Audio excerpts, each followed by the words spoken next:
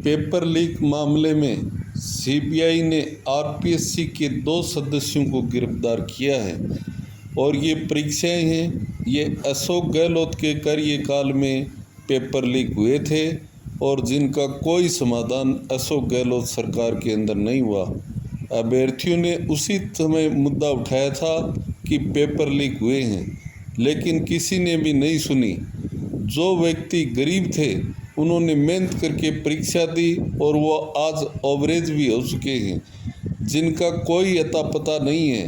यानी पढ़ाई पर इतना खर्चा होता है और उनका खर्चा बेकार हो गया और उनकी 10-10 साल की मेहनत बेकार हुई। काफ़ी दिनों से तो परीक्षा आती है, फिर पेपर लीक हो जाते हैं, पेपर बिक जाते हैं और फिर पेपर बिक जाते हैं, उसके बाद में कोई शिकायत सुनने वाला नहीं होता है। लेकिन भजन लाल सरकार ने जो कार्रवाई की है वो सराहनीय है। इसी प्रकार से सचिन पायलट ने भी आज दौसा के अंदर सभा को संबोधित करते हुए कहा कि किसी का भी राज हो, चाहे भारतीय जनता पार्टी का राज हो, चाहे कांग्रेस का राज हो, पेपर लीक होता है वो बिल्कुल गलत है। पेपर जो व्यक्ति बेचते हैं वो भी गलत है। जो गरीब व्यक्ति हैं, जो तैयारी करते हैं और जब उनके साथ में ऐसा होता है तो उन घरवालों के साथ में और परीक्षा देने वाले के साथ में क्या बीतती है, उसका मन बड़ा दुखी होता है। इस प्रकार से ये पेपर लीक की घटनाएं हैं वो बंद होनी चाहिए और उनकी जांच होनी चाहिए और जो इस प्रकार के कार्य करता है उसकी सज़ा होनी चाहिए, तभी ये कार्य बंद होंगे। यानी कि पढ़ाई का महत्व होना चाहिए और जो काबिलियत जिसके अंदर है वही परीक्षा के अंदर पास होना चाहिए। जो मेहनत करेगा उसी को नौकरी मिलेगी। इस प्रकार से सचिन पायलट ने बयान दिए तो इन बयानों के विरुद्ध में लोगों के कमेंट आ रहे हैं सिर्फ राजनीति करने के लिए कि सचिन पायलट हैं वो अशोक गहलोत के पीछे पड़े हुए हैं, लेकिन ऐसा कुछ नहीं है। उस समय राजा थे वो अशोक गहलोत थे और सचिन पायलट ने तो उप मुख्यमंत्री तक के पद को भी त्याग दिया था। उनके पास में कोई पद नहीं था, सिर्फ वो एमएलए थे। लेकिन एमएलए होते हुए भी उन्होंने रोजगारों के लिए मुद्दा उठाया कि पेपर लीक किसी ने भी करवाया है तो उसकी जांच होनी चाहिए।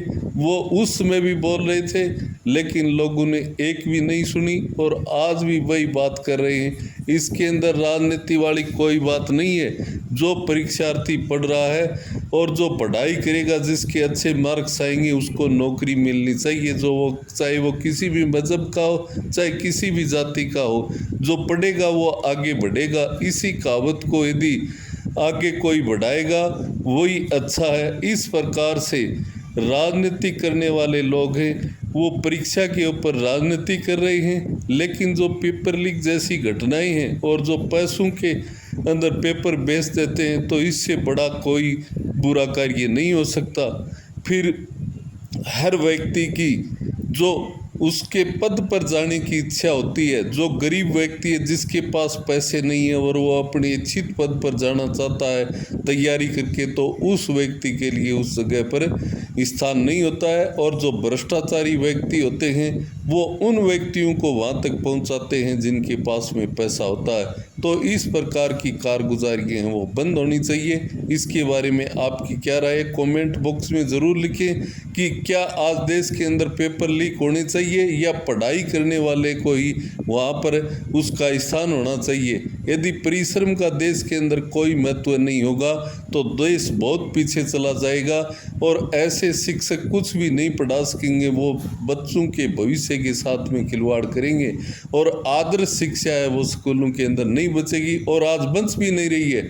स्कूलों के अंदर भी बच्चों का शोषण हो रहा है, बच्चियों का शोषण हो रहा है। आए दिन हम समाचारों के अंदर सुनते हैं, प्रत्यक्ष में जाकर के भी देखते हैं। टीचर है वो टीचर की भूमिका नहीं निभा पाएगा क्योंकि उसके अंदर योग्यता नहीं है, क्योंकि उसने पैसे देकर के परीक्षा पास की है। इन बातों पर जनता को ध्यान देना होगा और हर नागरिक का दायित्व बनता कि जो भी इस प्रकार के कार्य करता उसकी तुरंत सूचना विभाग को सौंपी जाए और उस सूचना की कार्यवाही है वो तुरंत प्रभाव से, चाहे किसी भी पार्टी की सत्ता हो, उस पर कार्रवाई होनी चाहिए।